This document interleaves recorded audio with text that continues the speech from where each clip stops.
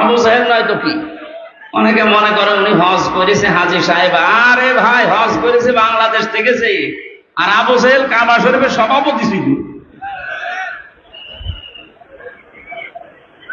সুতরাং আপনারা কে কে বলবেন আমি জানি না, আমার দাবি এইটাই, এবং বহু আলেম এই মতে দিয়েছে যে এই যে বিভিন্ন নম্বর আলা বাড়ি যেগুলো 32, 33, 34, 35, 36 নাম্বার আলা বাড়ি নেই?